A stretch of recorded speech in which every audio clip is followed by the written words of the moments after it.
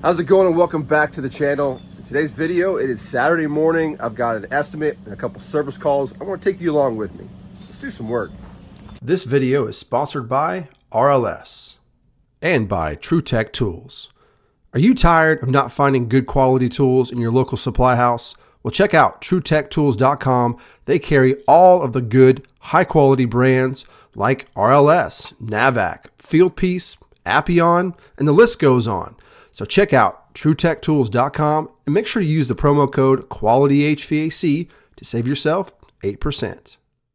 Before we take off, I want to give you a little update on what I've got going on here. So this is the backyard, and I am having a 1,200 square foot shop built. So they came yesterday and finished up the dirt work, got all the topsoil removed, and we're adding a new driveway on this side of the house. So that way the trailer and the truck and everything needed for work purposes will be able to come through this side. So, yep.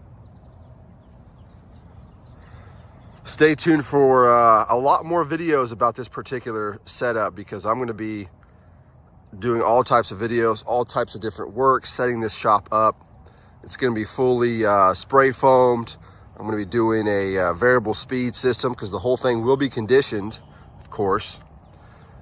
But check out that load of dirt over there from all of the topsoil that was removed. So what I'm going to do with that, I plan on installing a dirt BMX pump track for my kids right over there, because they all love to ride bikes. We always go to the pump track and they have a good time. So I figure if we got all this dirt, we might as well use it. All right, so first things first, I've got to meet up with a buddy of mine, which is also a local HVAC contractor. We're gonna grab a cup of coffee, and he's actually gonna be introducing me to one of his customers, and that's what my estimate is this morning. I believe it's gonna be a total tear out reduct project, but there might be some other things involved. I'm not quite sure yet until we actually get there and find out. But yeah, I'm headed to the coffee shop now. We're gonna grab some coffee, maybe hang out for a bit, and then head on over to that job.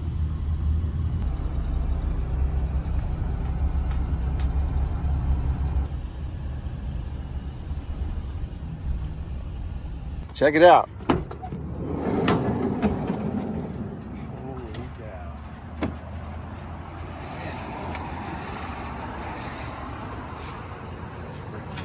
Still work in progress, man, but it's coming along.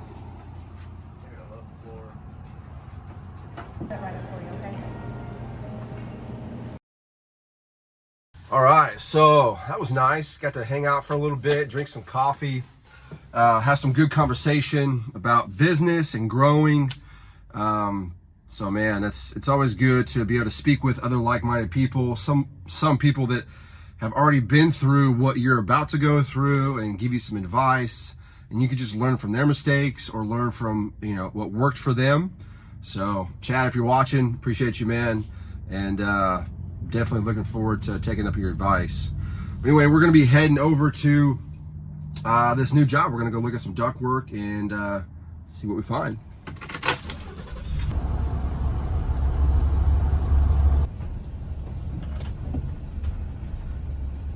Crawl space looks not too bad. It's not fair. Rectangle duct, huh? Yeah. She said her husband saw some looked like moisture damage on their floors or something. Let's see here. Looks like we got a 3-ton system here. See if it's sealed off good. Looks like it is. Cracking going on there. All right, so that went well. It was basically just kind of looking everything over, talking to the customer about what I thought, and long story short, that crawl space is just, you know, it's old. The ductwork is old. The insulation is deteriorated. The R value is diminished, and the crawl space has got, you know, kind of a musty smell to it. So we talked about encapsulating the crawl space. We talked about putting a dehumidifier down there. And ultimately, that's really the best thing to do for a crawl space. We don't want to ventilate it to the outside because that means everything, the humidity, the dampness, all of that, that goes right through the floor into the house. So best thing to do is to encapsulate and put a dehumidifier. So we're going to talk about doing that. And then also just to tear out a reed duct. So that way they have a complete new duct system that's perfectly sealed, all new insulation, and I think they'll be good to go from there. So now I'm headed to the next job. Looks like I'm about 40 minutes away. Believe it's it's not a dentist office. It's I think it's a chiropractor and office.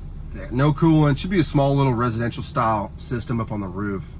So got a little drive ahead of me, and let's go check out and see what we find.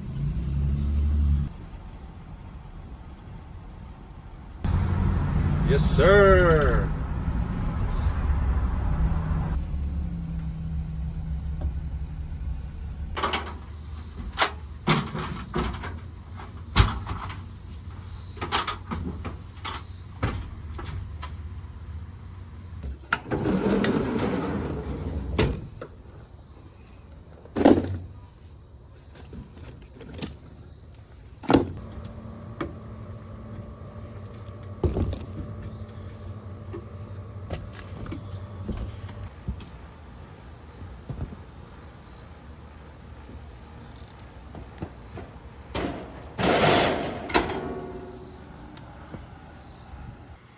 All right, so right away, looks like we don't see any power on that LED.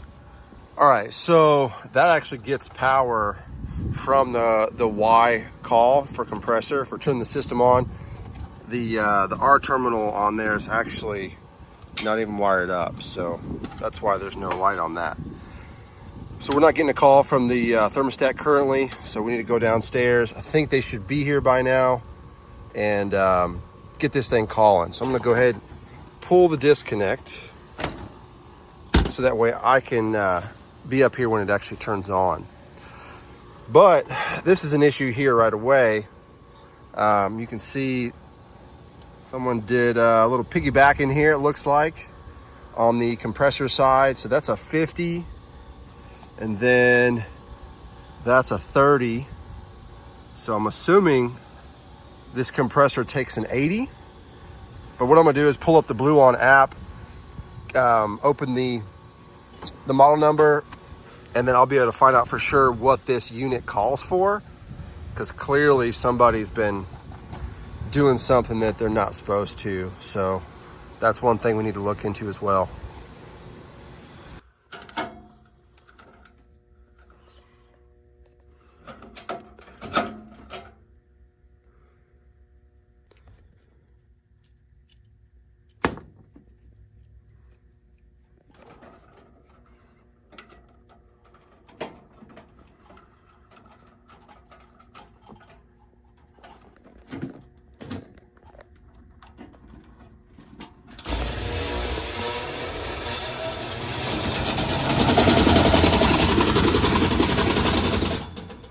Holy cow.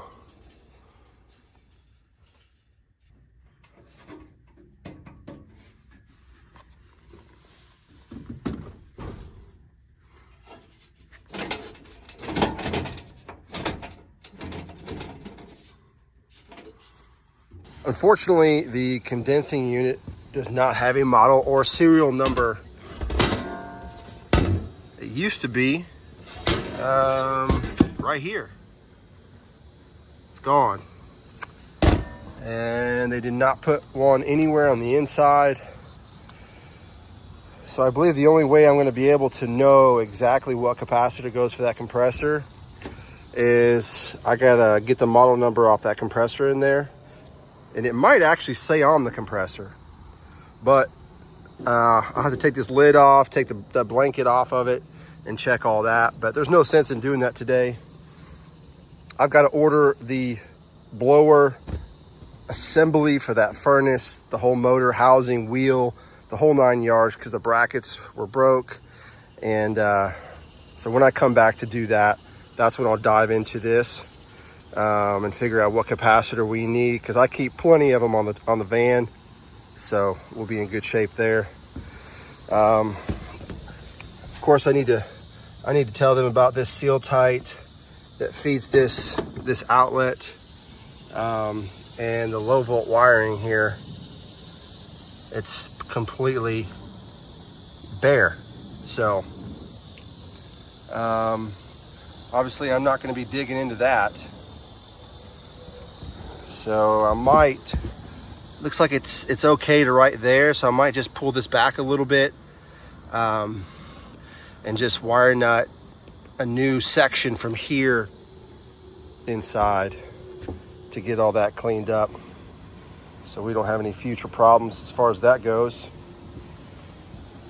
But yeah, I guess I'll be returning to work on that furnace. All right, so that's gonna wrap up that job for today. I got a call on Monday morning, get availability on all of those parts, and then come back out here and get them all swapped out, check everything out. So the next job is gonna be a residential call. The customer's complaining that they got a water leak down in their garage where the equipment is. So I'm assuming we got like a clogged drain line or something. So that's the next call. We're gonna head that way.